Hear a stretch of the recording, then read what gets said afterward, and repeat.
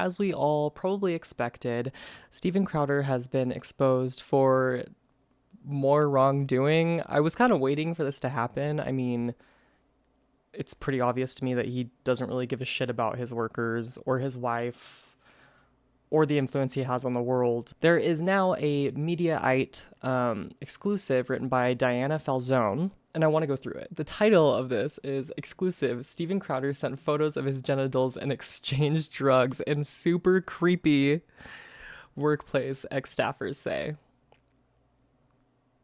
I mean, we already knew he was like exposing his genitals to his workers because he's a freak, and I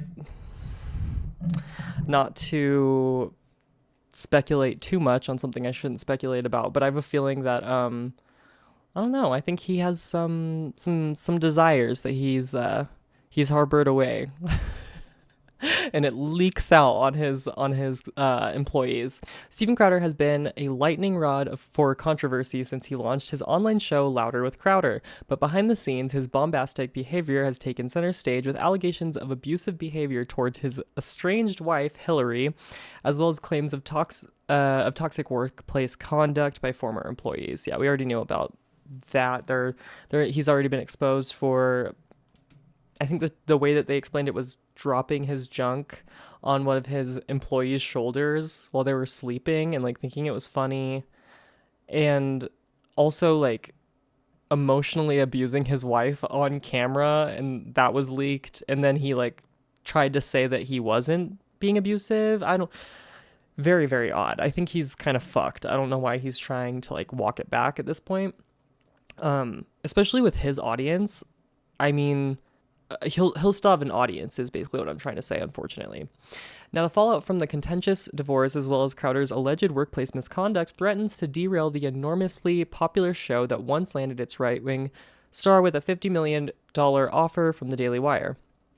Mediaite spoke with 5 former show staffers and one source close to Crowder under the condition of anonymity due to fear of retaliation, who described a workplace rife with bullying, alarming and unpredictable behavior, as well as lewd sexual workplace misconduct. This is like bad.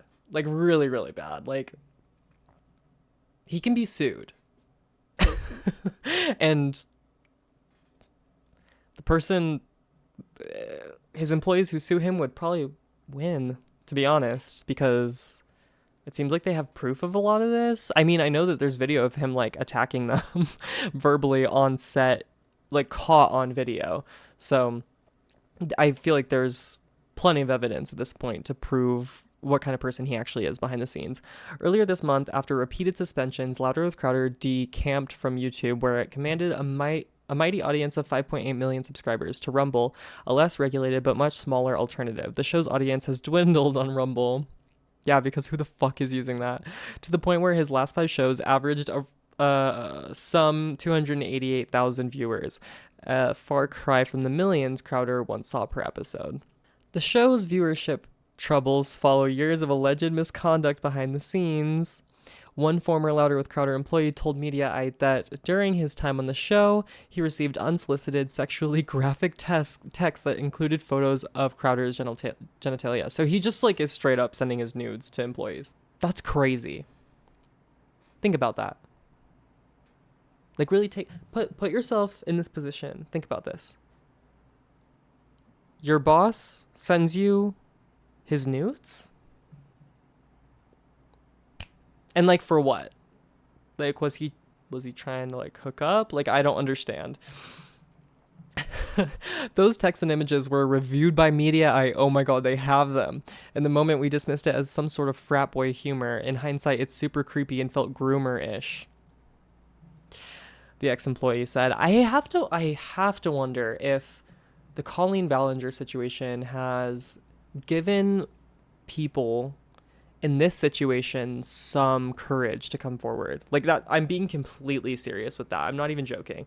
I know it sounds crazy, but I really do wonder if maybe seeing how everybody is finally like distancing themselves from Colleen Ballinger, I really can't help but wonder if that could have given some of the Louder with Crowder employees some courage, some encouragement, I guess, to come forward and feel like they will be believed, which nobody was not going to believe them about this. Like, it's so obvious that I mean, the man reenacted the death of George Floyd on his show. Like, literally. He is an awful person, and it's very, very obvious. So, but I know that with things like this, it's really hard for victims to feel like they're going to be believed, just because in American culture we are unfortunately very good at blaming victims in the media. So it always felt like childish behavior in the moment that then felt predatory in hindsight, he explained. Like, he was always testing people's comfort levels with that kind of behavior because he was the boss, though, and he had no accountability. It just continued to happen. There was no one trusted to complain to. Yeah, no HR. I'm pretty sure his, like, dad is his manager. Like, there was no administrative source for them to go to, basically. And that's a huge problem with YouTubers and their studios. For people who have shows like this where they are actually employing people, you gotta have HR. Like, you need to hire HR, or else, even if you, the YouTuber, are not the person being terrible, you need to have some sort of fail-safe in place for things like this. Like, I think the Try Guys are a great example of that. It seems like they had what a typical media company already has set up, like an HR team. They have lawyers. They have, like, they have it all on deck already to deal with these kinds of things. That way you don't have to go to who is the talent, your boss, and be like, stop sending me nudes, because he's just going to make fun of you in front of everybody, apparently. In addition to receiving unwanted sexual texts, the former employee alleged that Crowder habitually exposed himself to other male staffers, a claim backed up by 2 other sources. Guys, it's very interesting that they word this as exposed himself to other male staffers. I don't I don't want to speculate, but I want to speculate so bad. Like, Mans could have just got on Grindr, honestly. Left his wife, got on Grindr, and this wouldn't have happened. But no. He In regards to exposing himself in general, to my knowledge, he only exposed himself to male staffers. It got worse. It happened all the time. It was a regular occurrence. It usually happened when he was in a really good sort of manic mood.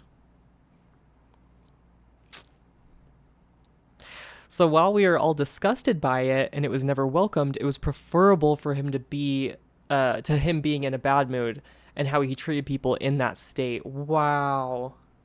That's fucked up. That is kind of grooming. He conditioned his employees to want him to be in that mood because they knew that he would be nicer to them, but that they would also be sexually assaulted.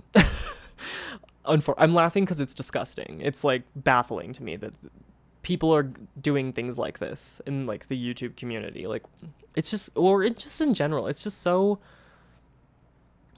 odd. Especially when you're someone like Steven Crowder. Like, I feel like there would be plenty of conservative women, conservative men who would be willing to, give him a good time or whatever. Why does he have to assault his employees on set, like, during business? Like, that's so strange. Steven never explained it. We never talked about it. It would just happen, and everybody would either throw out a fake uncomfortable laugh or show clear disgust, which Steven interpreted as his reward for what he did. He continued, the more disgusted everyone seemed, the more pleasure he seemed to get from it. It's like he couldn't understand that we weren't in on the joke. In response to a request for comment, Louder with Crowder's CEO, Gerald Morgan Jr., told Mediaite, while Louder with Crowder does not provide details on personal private medical matters or personal issues, it is important to note that many of these claims are missing context, clear misinterpretations of outright falsehoods. I don't think we're misinterpreting it. I don't think we're it's very obvious to me that this wasn't for, like, a bit on the show. This was just, like, him being odd. He's just being gross. Another source close to Crowder also said they witnessed him expose himself to to male staff in the office, but chalked it up to childish behavior. It's so weird. It's so gross. And I hate that they even mention, like, oh, we just thought it was like frat boy behavior. Even that's just gross. Like, it's just weird. I hate that that's like normalized. I personally witnessed that on one occasion, they said. My personal theory is that he is a man child and just thinks it's funny. Okay.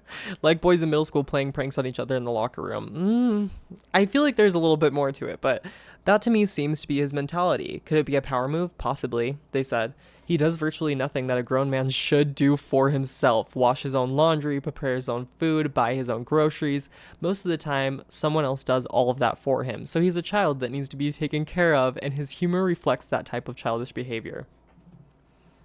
Okay. They ate with that quote. They snapped with that. Do you guys see my forehead vein? It's because I'm like excited. Happens sometimes when my blood pressure gets high. But okay. Read him. Another former employee says incidents of genital exposure in the workplace were so routine that they became almost unremarkable. The guy just talked about it amongst themselves. The guys just talked about it amongst themselves, and I don't want to say it became normal, but it became less of a big deal. That's so sad. It really is. Like that this was... It's not normal, but this was normalized in the fashion that he made it normalized, which I think that does count as grooming. I think it counts as assault, and it counts as grooming, allegedly. So there's a case to be made he was grooming employees. As I said, the former employee said, Stephen may excuse some of that, saying he was friends with some of the employees, but that again draws some questions. There are power dynamics at play regardless of how friendly you are with staff, and also just don't send your penis in a message. So gross. Yeah, it's just weird. It's just weird. I feel like it's indicative of something else, but a different ex-staffer said Crowder would often make uncomfortable comments during a men's only Bible study he held in 2021. What the fuck? The staffer said Crowder frequently remarked that men used to be more physically intimate with each other. That is like... I swear, I can't remember what case it was, but I know for a fact that there is a case where the person who was perpetrating this kind of stuff to the child literally said, you know, this is normal. This is what boys would do in the past, or just, yeah, gross, disgusting. And then would reference a passage from the Bible where Abraham's servant put his hand on Abraham's inner thigh to be closer to Abraham's descendants. Balls. The Bible's just weird, man. What the fuck? Allegations of Crowder revealing his genitalia in the workplace were first reported by the New York Post. In response, Crowder mocked the allegations during a skit on his show. The Post report came in the wake of the publication of the Ring video footage of Crowder's home, which showed him berating his then pregnant wife, saying, "I will fuck you up." The two are now embroiled in a bitter divorce. Yeah. Yet Crowder's alleged penchant for exhibitionism and angry outbursts are only a portion of the inappropriate workplace behavior described by sources who worked for the YouTube star. Multiple former staffers and a source close to Crowder claimed the conservative fire band would offer and ask staffers for prescription drugs like Klonopin. What the fuck? An anticonvulsant used to treat seizures and is also prescribed to treat anxiety, as well as cannabis gummies and opiates like Percocet. Not the opiates. Oh my god. He's on that Jordan Peterson pipeline. That's all I'll say about that. Stephen was known for passing out prescription drugs freely, one former employee alleged. That is so bad. If any of them decide to like press charges or like do something like that, these are really bad allegations. Really, really bad allegations. Stephen was known for passing out... Oh, I already read that. It's surprising to the employees when your boss is offering and or asking for things like that, they said. Yeah, I can't imagine. However, because the work environment is so crazy, employees end up getting desensitized to the point where when things like that occur, it almost just seems normal. Yep, that's sounds like grooming. It's not until you actually step away for a bit that you realize how wrong these types of things are. He conditioned them, literally. He socially conditioned them. The former employee who received genitalia photos from Crowder shared a similar sentiment about working for the YouTube star. We've often debated this. It's like an abusive relationship. When it's good, it can be really fun, they said. Most people enjoy the work itself. When it's bad, it's really bad. But over time, most become so numb to it that they don't see how messed up the place is until they get out. Yeah, that's bad. In the past, Crowder's troubles have prompted him to step away from the show. On December 10th, 2020, Crowder sent an email with the subject line, "Official notice, some life decisions," which announced to his staff his plans to retire. Why didn't you do it? In the lengthy message, Crowder apologized for his behavior. Oh. I hope everyone here understands just how much you mean to me and how sorry I am for falling short of my duties every time I've spoken out of anger or ego, he wrote. Everyone here deserves better. Everyone here deserves a leader they can believe in, and in real world results, I just don't think I'm the guy for the job. I love you all very much. Three ex-staffers claim Crowder checked into Carlton Springs, a psychiatric and chemical dependency facility in Texas, shortly after the email was sent. This is hot tea. This is piping.